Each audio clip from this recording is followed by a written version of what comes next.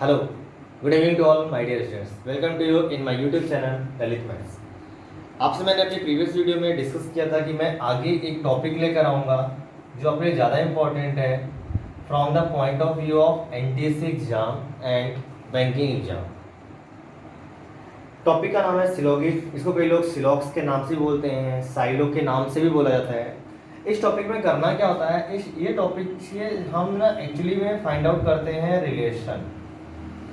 कोई भी subject object होता है उनके बीच में रिलेशन फाइंड आउट करते हैं, और इस रिलेशन को फाइंड आउट करने के लिए हम यूज किसका करते हैं, वेन डायग्राम का। अब बात आती है इस टॉपिक में है क्या। एक्चुअली इस टॉपिक में ना क्वेश्चंस आते हैं।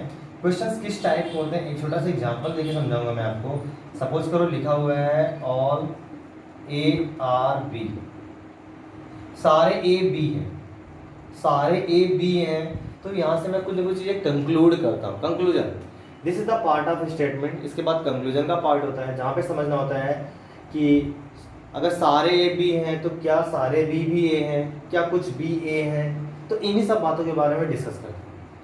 तो इस चैप्टर के बारे में पूरी कंप्लीट स्टडी करते हैं। उस चैप्टर को पढ़ने के लिए सबसे पहले हम समझते हैं वेन डायग्राम का यूज, और वेन डायग्राम की हेल्प से कैसे हम क्वेश्चन को सॉल्व कर सकते हैं।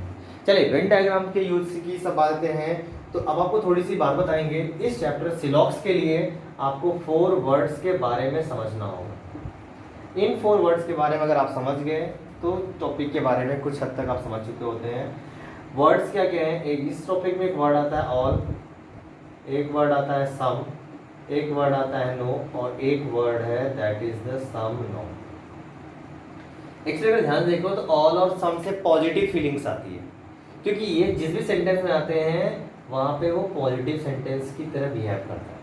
नो और some not that is will be act as negative statement. तो ये पॉजिटिव स्टेटमेंट, निगेटिव स्टेटमेंट, ये पॉजिटिव चीज़ें और ये निगेटिव, तो ये सारी चीज़ें हैं। चलिए इनके बारे में हम अब डिस्कस करना स्टार्ट करते हैं कि हम कैसे इन सब चीज़ों को समझें।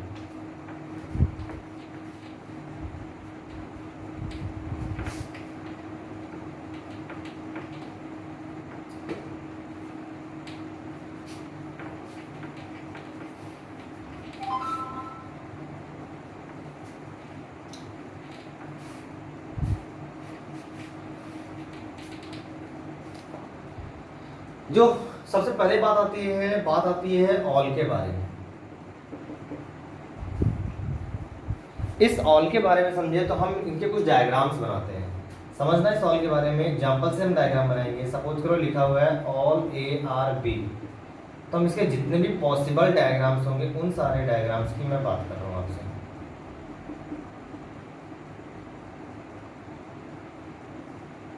ऑल ए आर बी का मतलब है ऑल ए आर बी, सारे ए बी हैं। दैट मीन्स ऐसा हो सकता है कि ए इनसाइड और बी का हो आउटसाइड, क्योंकि ए का सारा पार्ट, सारा all articles of A is contain is surrounded by B. या फिर दूसरा डायग्राम मिल सकता है, पॉसिबल डायग्राम्स की बात कर रहे हैं। दूसरे डायग्राम की बात कर रहे हैं तो ऐसा भी हो सकता है कि ए और बी ओवरलैप कर जाए। अभी आपको सिर्फ ये समझना है कि ऑल ए आर बी, इसके रिवर्स में नहीं जाना आपको, ध्यान सुनना, इसके रिवर्स में नहीं जाना है। अगर लिखा है some all A are B तो आपको समझना है ऑल ए आर बी। अब इसके रिवर्स में नहीं समझना है। तो ये सारे स्टेटमेंट से पॉसिबल डायग्राम्स बन सकते हैं। तो ये तो केस हुआ किसका, ऑल का। तो यहीं पर छोटा सा और भी केस समझ सकते हैं। वो केस क्या है समझना आप। ऑल के साथ साथ मैं एक दूसरा केस लेकर चल रहा हूँ, और वो केस है नो का।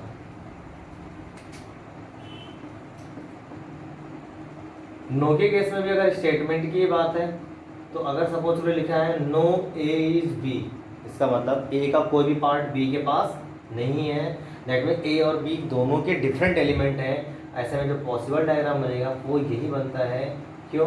क्योंकि ए और बी का कोई भी ज्वाइंट नहीं है। इसको बोलते हैं डिसज्वाइंट। क्लास 11th में सेट थ्योरी चैप्टर है जहाँ पर इसके बारे में डिस्कस किया गया डिसज्वाइंट के नाम से।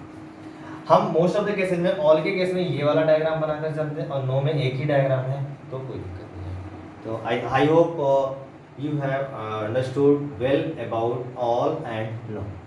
चलिए नेक्स्ट, मैंने आपको 3-4 वर्ड्स सिखाए थे, उन्हीं के बारे में डिस्कस करना है। ये हुआ ऑल और नो के बारे में।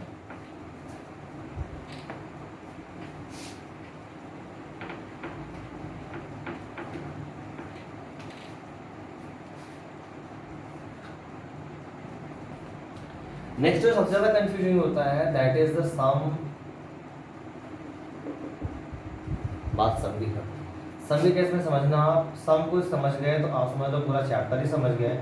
इसके स्टेटमेंट की अगर आपसे बात करते हैं तो एक्चुअली में स्टेटमेंट लिखा है सम ए आर बी, इसका मतलब ए का कुछ पार्ट बी के पास है। ध्यान समझना, अगर मैंने आपको बोला कि मेरी कुछ अच्छी क्वालिटीज आपके पास है तो इसका मतलब ये हो सकता है कि 1% हो, 2% हो, 3% हो सकता है सारा भी आपके पास हो, ये एक पॉसिबिलिटी है, ध्यान रखना। हो सकता है मेरी सारी क्वालिटी आपके पास है, ये एक पॉसिबिलिटी है, बट कंफर्म नहीं कर सकते। दैट मीन्स अगर सम की बात कर रहे हैं तो आपके पास जो पॉसिबिलिटी, जो एक तरह से प्रोबेबिलिटी हुई कि ग्रेटर देन 0% एंड लेस और इक्वल टू 100%। दैट मीन्स कि सम ए आर बी का मतलब है ए का कुछ पार्ट बी के पास है, हो सकता है ए का सारा पार्ट बी के पास हो। हाँ, ऐसे कई सारे केस हो सकते हैं। तो यहाँ पर हम बात कर रहे हैं पॉसिबल डायग्राम्स की।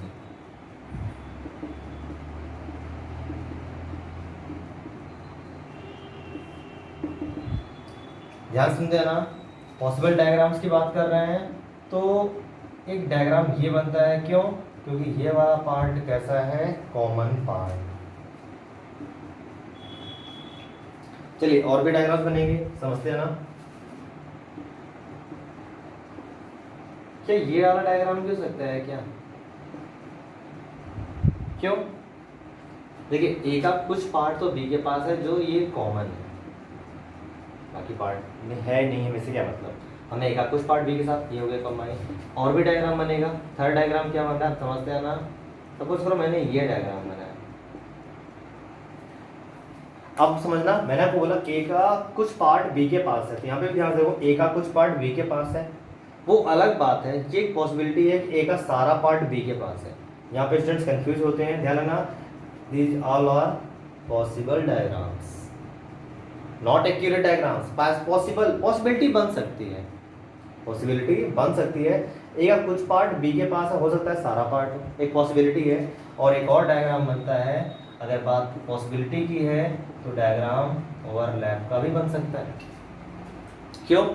ए का कुछ पार्ट बी के पास है, हो सकता है सारा पार्ट हो, बी का कितना पार्ट ए के पास है हमें उससे मतलब नहीं। ध्यान रखना, ए का कुछ पार्ट बी के पास है, ऐसे में कितने पॉसिबल डायग्राम्स बने, 4। और हमें रेयरली जो most of the common 90% cases में यूज करना है वो ये वाला diagram. I hope you have understood well. Now we are going to discuss next. After sum there is sum not.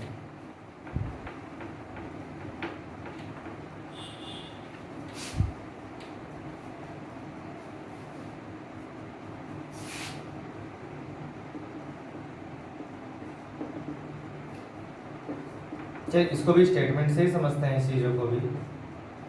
हमने लिखा सम ए आर नॉट बी। अब डायग्राम्स की बात कर रहे हैं, सम ए आर नॉट बी, कुछ ए बी नहीं है, तो पॉसिबल क्या हो सकता है? क्यों? ये वाला आप सोचेंगे सम की केस में भी सर अपनी सम नॉट में भी, रीजन क्या है कि नॉट है, नॉट वर्ड की वजह से इस वाले पार्ट को हम कंसिडर करेंगे। आप सोचो उसके केस में सम, ओनली सम के केस में ये वाला पार्ट कंसिडर होता, बट सम नॉट के केस में ये वाला पार्ट। और अगर आप ध्यान सुनो तो यहाँ लिखा सम ए आर नॉट बी, ए का कुछ पार्ट बी के पास नहीं है, मतलब बहुत निगेटिव भी है। निगेटिव में तो 0% भी हो सकता है, निगेटिव अगर 0% हो सकता है तो इसका मतलब है कि ये डायग्राम भी क्या है, पॉसिबल है। और रेयर केसेस में हम मोस्ट ऑफ द केसेस में हम इस डायग्राम को यूज करेंगे, क्योंकि यहाँ पे भी ए का कुछ पार्ट बी के पास नहीं है, वो अलग बात है, ए का कोई भी पार्ट बी के पास नहीं, क्योंकि बात सिर्फ और सिर्फ पॉसिबल डायग्राम्स और क्या क्या पॉसिबल हो सकता है उस चीज़ की हम करते जा रहे हैं। और ये हैं 4 वर्ड्स जिनके बारे में आपको सबसे ज़्यादा समझना है कि आपके सिलॉक्स टॉपिक में ये 4 वर्ड्स क्या हैं और कैसे क्या है इनका यूज। चलिए आगे डिस्कस करते हैं। तो ये तो हुए कि इन वर्ड्स के बारे में डिटेल स्टडी, कि ये वर्ड्स हैं क्या, कैसे हैं, ये सारी चीज़ें।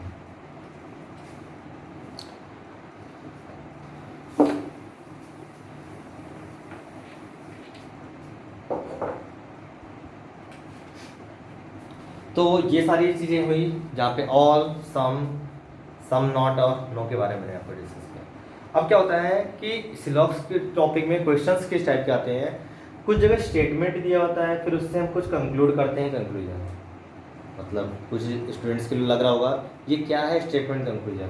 सपोज करो कि मैंने ऐसा बोला, ध्यान सुनना, कि your father slapped you 4 times.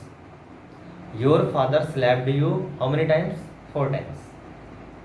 अब आपके फादर ने आपको 4 टाइम्स स्लैप्ड किया, उससे क्या क्या कंक्लूजन निकल सकता है? क्या कंक्लूजन निकला? आप रो दिए, उसके बाद मम्मी ने आके आपको समझाया, तो ये कंक्लूजन हुआ। अगर वहीं पर एक वर्ड आता है एजम्पशन, एजम्पशन में क्या होता है, आप एज्यूम करते कि मुझे क्यों मारा, उसको क्यों मारा, रीजन क्या है, वाई ही वाज स्लैप्ड। तो ये चीज़ें होती हैं। अब हम बात हमसे कंक्लूजन की कर रहे हैं, तो यहाँ पर कुछ चीज़ें आपको ध्यान रखोगे तो जिसकी वजह से आप क्वेश्चन को जल्दी सॉल्व कर सकते हो। तो उसी को मैं डिस्कस कर रहा हूँ डायरेक्ट रिजल्ट के नाम पे। इस डायरेक्ट रिजल्ट को आप लर्न कर लेना अच्छे तरीके से। होता क्या है, ध्यान सुनते जाना एक एक चीज़ें, कि सम के केस में जब बात सम की है तो ऐसे केस में ये रिवर्सिबल होता है। अब बात आती है रिवर्सिबल क्या है, इसको एग्जांपल समझो। सपोज करो मैंने बोला सम ARB, तो यहाँ से आप एक कंक्लूजन और भी निकाल सकते हैं। रिवर्सिबल मीन्स हुआ ये सब्जेक्ट और ऑब्जेक्ट चेंज हो सकते हैं। इसका मतलब ये हुआ एक और कंक्लूड कर सकते हो, वो कंक्लूजन क्या होगा, सम BRA। आपने सोचा नहीं सर कैसे हो सकता है, हाउ इज इट पॉसिबल, मैं आपको प्रूफ कर रहा हूँ इस चीज़ को कि how it can be possible. चलिए सम ARB का डायग्राम बनाएंगे, तो एक डायग्राम ये बनेगा, ओके। एक पॉसिबल डायग्राम ये भी था, आपको अगर सही से याद होगा। एक पॉसिबल डायग्राम ये भी था, और एक पॉसिबल डायग्राम ये भी था, याद है आपको? चलिए सम ARB का मतलब ए का कुछ पार्ट बी के पास है, 4 डायग्राम बनेंगे। ये चारों डायग्राम, जहां पर अगर चारों डायग्राम एक साथ ट्रू होंगे तो वही कंक्लूजन होगा। ध्यान रखना, चारों डायग्राम एक साथ ट्रू होंगे तो वही कंक्लूजन होगा। अदरवाइज किसी एक में भी वो बात ट्रू होगी तो वो आंसर होगा तभी जब क्वेश्चन में पॉसिबिलिटी की बात आएगी। वर्ड ध्यान देना, मैंने कौन सा वर्ड बोला है, पॉसिबिलिटी। ये चारों, जिस कंक्लूजन में चारों पार्ट प्रूफ होंगे, ट्रू होगा वो आंसर होगा, और 4 में से कोई भी एक ट्रू होगा जिस कंक्लूजन में, तो वो पॉसिबिलिटी के केस में आंसर होगा। हमने ऐसे कंक्लूजन क्या लिखा, सम BRA, मतलब बी का कुछ पार्ट ए के पास होना चाहिए। आप देख सकते हो, आप देख सकते हो, ये देख सकते हो और ये देख सकते हो, that mean this is true. इसलिए याद रखना डायरेक्ट रिजल्ट, कि सम के केस में ये कैसा होता है, रिवर्सिबल। चलिए सेकेंड, नो के केस में भी कैसा होगा ये, रिवर्सिबल। मतलब सब्जेक्ट ऑब्जेक्ट क्या कर सकते हो आप, चेंज, डायग्राम बना के आप प्रूफ कर सकते हो। थर्ड, अगर ऑल दिया है स्टेटमेंट में तो वहां से आप सम को क्या कर सकते हो, कंक्लूड कर सकते हो, कंक्लूजन में ले सकते हो। ऑल का अगर स्टेटमेंट है तो वहां से सम को क्या कर सकते हो, कंक्लूड। कैसे? जैसे लिखा है ऑल ARB, अगर ऑल ARB स्टेटमेंट में है तो ऑल की जगह क्या लिख सकते हो, सम, दैट मीन सम ARB। ये भी आप क्या कर सकते हो, कंक्लूड कर सकते हो। तो ये हुआ ऑल सम। चलिए नेक्स्ट करते हैं हम। अच्छा, अगर ऑल ARB लिखा है तो इसका मतलब सम ARB, और सम ARB लिखा है तो इसका मतलब क्या है, सम BRA। तो ये ऑल नो ये हुआ। अगर आपको किसी कभी भी नो का स्टेटमेंट है, किसका स्टेटमेंट है, नो का, तो वहां से आप क्या कंक्लूड कर सकते हो, सम नो। अगर नो का स्टेटमेंट है तो वहां से आप क्या कंक्लूड कर सकते हो, सम नॉट। नो केस में एक डायग्राम था और सेम पूरा एज इट इज गया है सम नॉट में, दैट मीन्स 100% ट्रू। तो डायरेक्ट आपको याद रखना है। एक और होता है, होता क्या है, ध्यान सुनना। अगर आपका पॉजिटिव स्टेटमेंट है, स्टेटमेंट पॉजिटिव है, तो वहां से नेगेटिव कंक्लूजन कभी भी ड्रॉ नहीं होगा। कैसे? सपोज करो एक ये लिखा हुआ है, पॉजिटिव स्टेटमेंट था। पॉजिटिव स्टेटमेंट मतलब सम और ऑल की वर्ड्स होंगे। अगर यहाँ से नेगेटिव कंक्लूजन का मतलब नेगेटिव वर्ड होगा कौन कौन सा, नो या फिर सम नॉट। आप देखो नो का कहीं प्रूफ हो पाएगा, सम नॉट का हो पाएगा नहीं, इसलिए याद रखना कि if statement is given in positive way then conclusion can not be in negative way. तो आप इन 5 डायरेक्ट रिजल्ट को याद रखिएगा अच्छे तरीके से, फिर मैं क्वेश्चन को डिस्कस करता हूँ। तो आप एक बार नोट कर लो अच्छे से, जहाँ पे भी डाउट होगा आप दोबारा कमेंट बॉक्स में लिख के पूछ सकते हैं।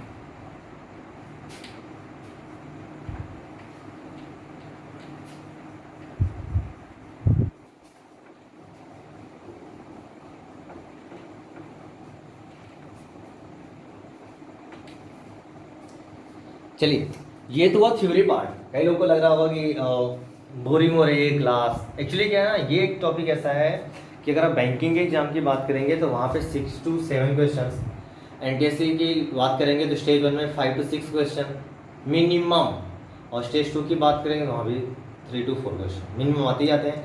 और भी अदर ओलंपियाड्स देंगे, कोई और exams, maths Olympiads, reasoning olympiad, तो वहाँ भी क्वेश्चन आए रहते हैं। ये मेरे हिसाब से ये एक ऐसा टॉपिक है जहाँ पर आप मैक्सिमम नंबर कवर कर सकते हैं। चलिए कुछ क्वेश्चंस की बात करते हैं जहाँ से सारी चीज़ें क्लियर होगी।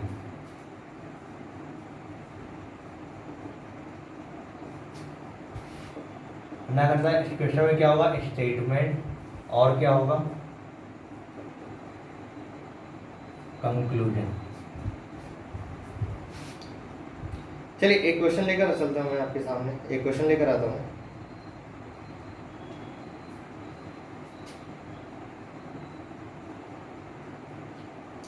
आप ऐसे ही समझना, लिखा है all actors are right handed, all actors are right handed, मतलब जितने भी एक्टर्स हैं वो राइट हैंडेड है, मतलब कि राइट हैंड से बैटिंग कर रहे होंगे या बॉलिंग कर रहे होंगे। फिर क्या लिखा है, all right handed are artist, all right handed are artist. ये स्टेटमेंट में तो दिया गया है, फिर यहाँ इन्हीं के बेस पे कंक्लूजन दिया गया। कंक्लूजन क्या लिखा है, some artist are actors, some artists are actors।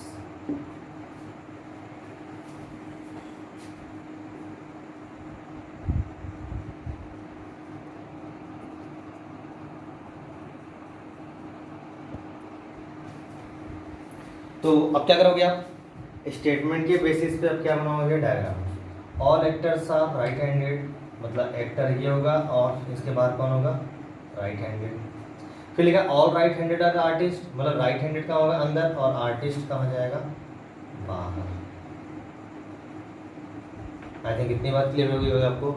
ये एक स्टेटमेंट के बेसिस पर डायग्राम बना। अब आप डायग्राम के बेसिस पर आप चेक करोगे क्या कंक्लूजन ट्रू है या फॉल्स। क्या लिखा है, सम आर्टिस्ट आर एक्टर्स, मतलब आर्टिस्ट का कुछ पार्ट एक्टर के पास होना चाहिए। ध्यान देखो आर्टिस्ट यहाँ है और यहाँ कौन है, एक्टर। अब देखो अगर आर्टिस्ट का कुछ पार्ट एक्टर के पास होना चाहिए, आर्टिस्ट ये बड़ा सा डायग्राम है और एक्टर एक इसमें एक छोटा सा पार्ट, मतलब एक अगर सपोज करो ये पूरा मार्कर है तो मार्कर के अंदर जो भी चीज़ है वो मार्कर का ही एक पार्ट है, जिसे मार्कर का शेयर है।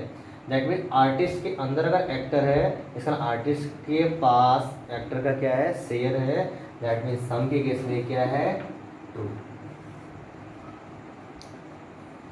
आई थिंक इस छोटे से क्वेश्चन से आपको चीज़ें क्लियर हो गई होंगी। एक बार फिर देख सकते हो आप, तो ये चीज़ें हैं यहाँ पर स्टेटमेंट कंक्लूजन का। चलिए नेक्स्ट अगर बात करते हैं और भी क्वेश्चन की।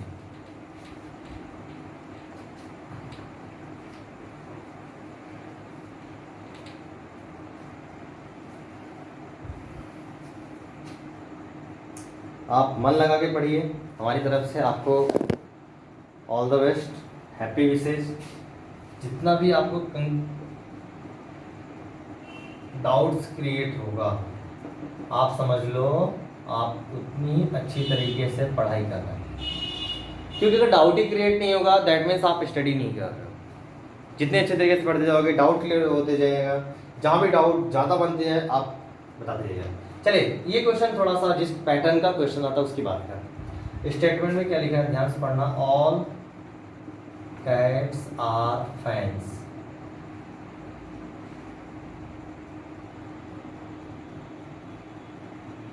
सॉरी, यहाँ लिखा है all cars are cats.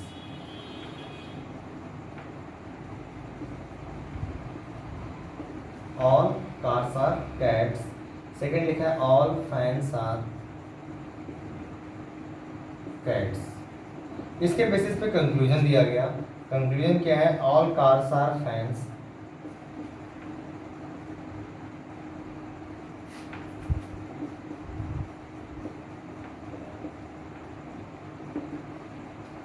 Second conclusion है some fans are cars.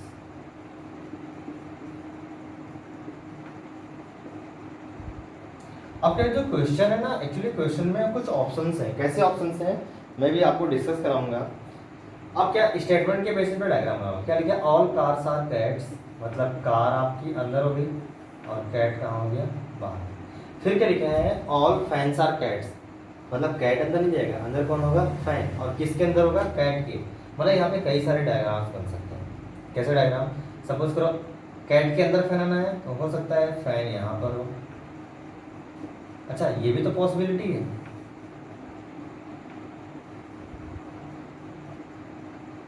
Fan ने इसको पूरा कवर कर रखा हो।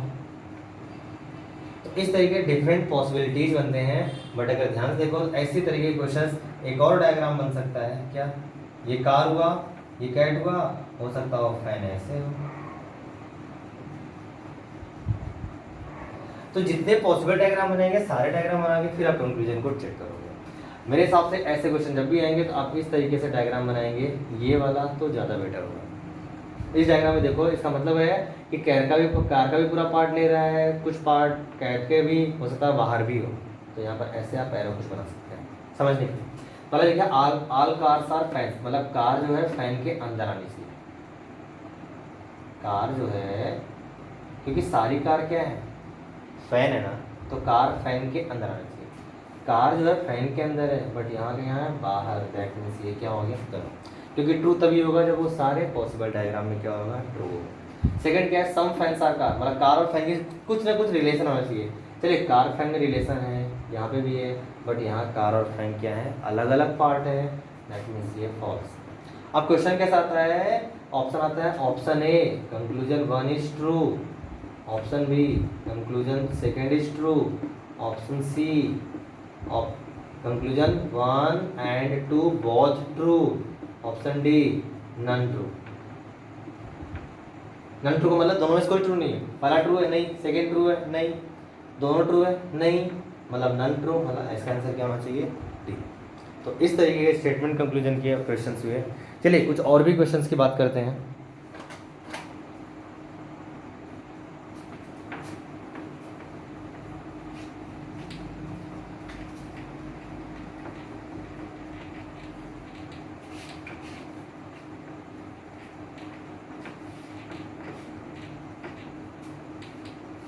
अभी तक क्या था ना कि मैं दो इजी क्वेश्चन लेकर चल रहा था।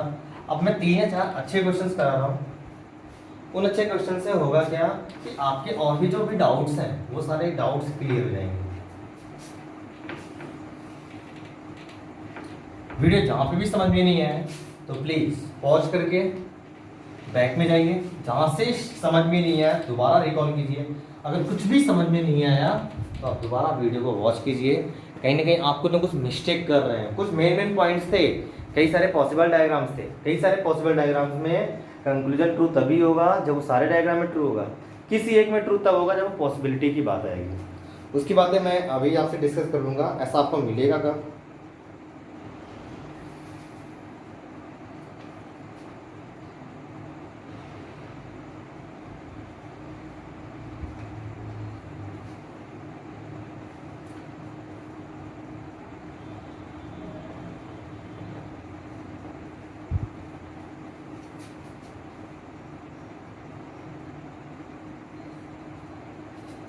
चलिए अब मैं 3 स्टेटमेंट का क्वेश्चन लेके आ रहा हूँ। लिखा है सम पोटैटोज आर ओनियंस। फिर सेकंड लिखा है all onions are peanuts. All onions are peanuts, और थर्ड लिखा है all peanuts are samosas.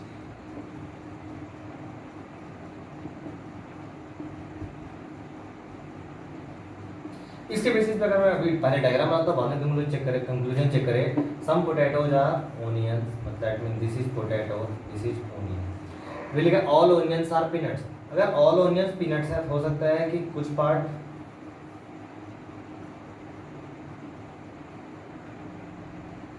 Peanuts हो, ऐसा हो सकता है पूरा कवर भी कर सकता है। फिर लिखा ऑल पीनट्स आर समोसा, मतलब कि ये वाला पार्ट तो फिक्स है, ऑल पीनट्स आर समोसा। लेकिन हो सकता है कि जो ये पीनट है, सारा पीनट समोसा में कवर हो गया, बट हो सकता है पोटैटो को कवर नहीं करे, तो कट भी कर सकता है। चलिए, इसके बेसिस पे कंक्लूजन क्या क्या है मैं लिखते जा रहा हूँ, और आप one by one direct check करते चले। पहला कंक्लूजन है सम पोटैटोज आर पीनट्स।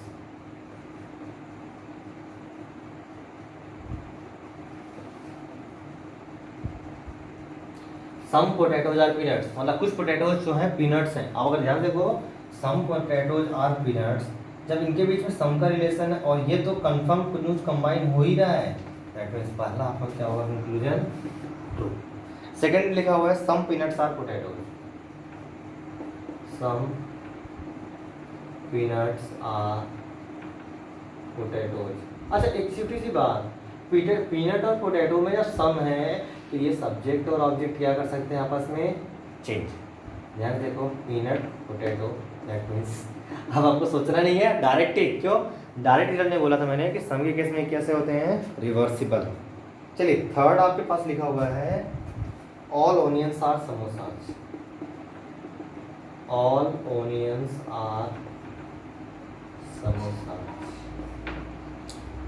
और सारे ओनियन समोसा है। अगर समोसा की बात करें ना तो एक्चुअली समोसा को कहीं कहीं अलग अलग नेम से भी बुलाया जाता है। जैसे कि राजस्थान उदयपुर सिटी में समोसा को बोलते हैं चमोसा, चमोसा समोसा भी बोलते हैं कई लोग चमोसा भी बोलते हैं, चमोसा। फिर अगर हम बिहार की साइड चले हैं तो वहाँ बोलते हैं इसको क्या, सिंघाड़ा। जैसे मूंगफली होती है ना, पीनट्स, मूंगफली को वहाँ पे पीनट्स क्या, वो जो ग्राउंड नट आता है, ग्राउंड नट को क्या बोलते हैं, बादाम। तो ऐसे ही यहाँ पर समोसा। चलिए क्वेश्चन पर आते हैं, ये सब तो बातें बात की है। All onions are samosa, that means onion आपका समोसा के अंदर जाएगा, तो ओनियन तो समोसा के अंदर ऑलरेडी है, दैट मीन्स थर्ड भी क्या है, ट्रू है। अब क्वेश्चन में क्या क्या था, ऑप्शन ध्यान से सुनना। Option A is all follow, option A true हो गया, आंसर ठीक। आगे बढ़ो, don't see, look, watch, option B C and D. जब आपको ऑप्शन नहीं मिल गया, सही है, टिक कर आगे बढ़ो। बी सी डी देख के टाइम किल करोगे, यही होता है टाइम मैनेजमेंट। आपको टाइम बचाना है तो जो ऑप्शन सही है, जैसे आपको मिला ये ऑप्शन सही है, टिक कर आगे बढ़ो। बाकी ऑप्शन बी था कि 1 3 फॉलो, ऑप्शन सी था 1 2 फॉलो, डी था नन फॉलो, और ऑप्शन ई था सेकेंड एंड थर्ड फॉलो। तो इस तरीके से आपके पास अगर 3 स्टेटमेंट है, आपको डायग्राम कैसे बनाना है और कैसे सोचना है, इन सब के बारे में। चलिए कुछ और क्वेश्चन की बात करते हैं।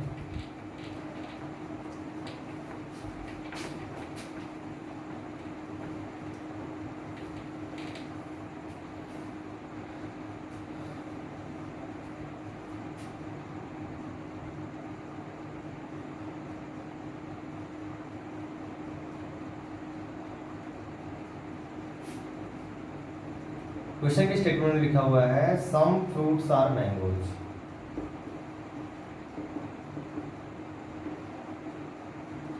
सम फ्रूट्स आर मैंगोज, और सेकेंड स्टेटमेंट लिखा हुआ है some fruits are not guava.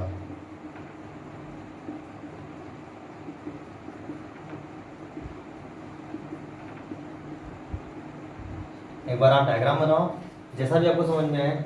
मैं इसके कंक्लूजन लिख रहा हूँ, 1 मिनट का मैं आपको टाइम दूंगा, आप खुद ही एक बार समझो और आंसर निकालो, फिर आप मैच करना कि आपका आंसर सही है या नहीं। कंक्लूजन क्या क्या है, all fruits are mangoes,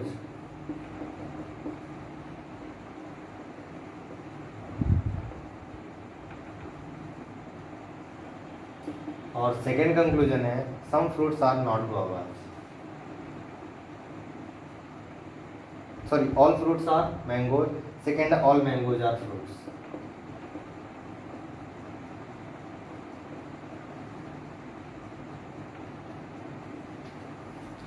your time starts now. आपको 1 मिनट का टाइम है, एक बार आप सोचिए, समझिए इस सिचुएशन को।